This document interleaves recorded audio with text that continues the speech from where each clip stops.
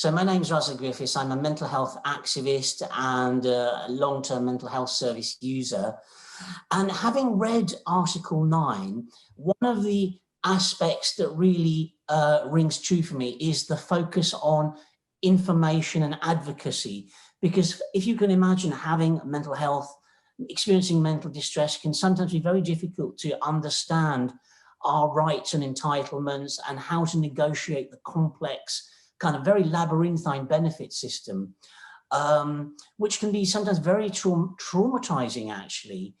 For example, PIP assessments. But unfortunately, our access to advocacy has been absolutely devastated, and austerity has taken that option away. Advocacy, informal advocacy within the voluntary sector, for example, and mental health peer support-led advocacy. It's very hard to access.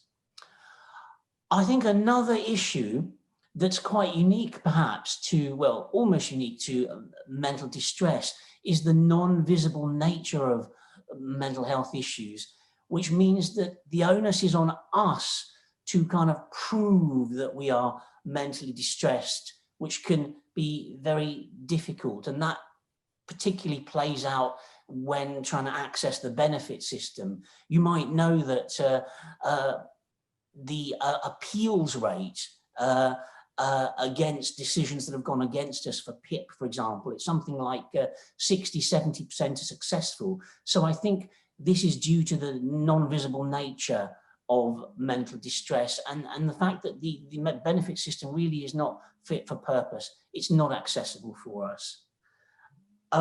Another ongoing issue, unfortunately, is still the stigma of having a mental health label. And that can play out within families, within wider communities. It can also lead to illegal, frankly, discrimination in the workplace in terms of not getting the job if you disclose your diagnosis, also in terms of not getting promoted. There's also legalized discrimination in terms of access to things like insurance. Now, I think it's really important to remember that people with a mental health diagnosis, we are the disabled group, disability group with the highest levels of poverty. So that excludes us from all kinds of, access to leisure and entertainment.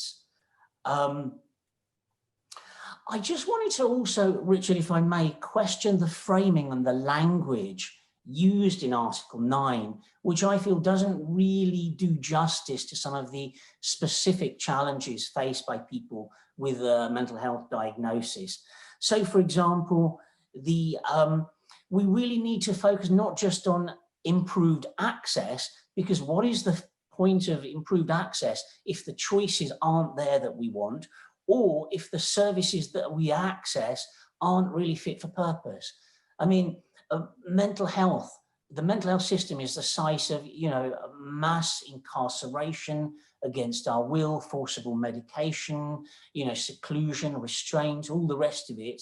And even the special rapporteur in mental health has ruled that the mental health system, we need to have a revolution in the way it's organized so that it actually respects our fundamental human rights. And the other thing is that this framing, we need to be very careful, Richard, the framing of the article in terms of independent living.